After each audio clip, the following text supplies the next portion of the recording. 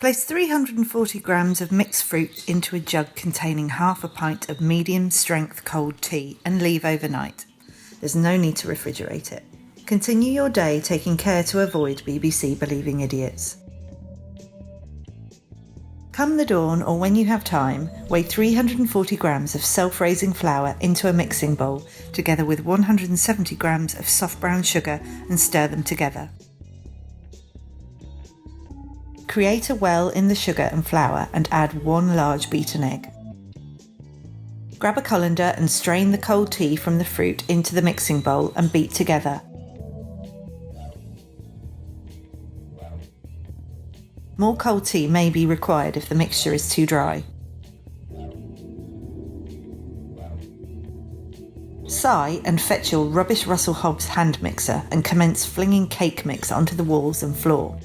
If KitchenAid fancy sending me a mixer, I'll be happy to product place it in a few art gallery videos. When thoroughly beaten, the mixture should have a toffee consistency. Well, mine did.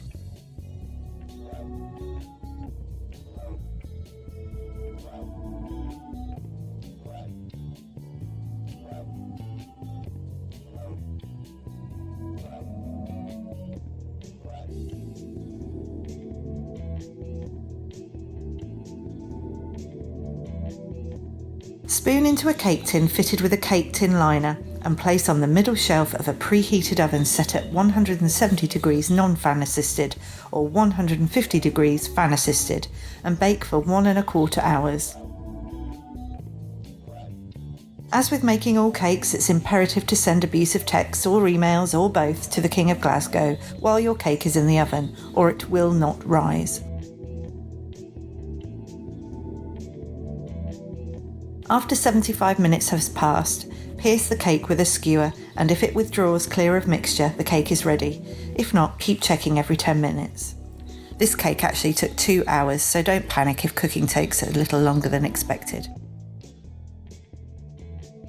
The finished cake should be left for 24 hours before eating and served buttered with a cup of decaf tea.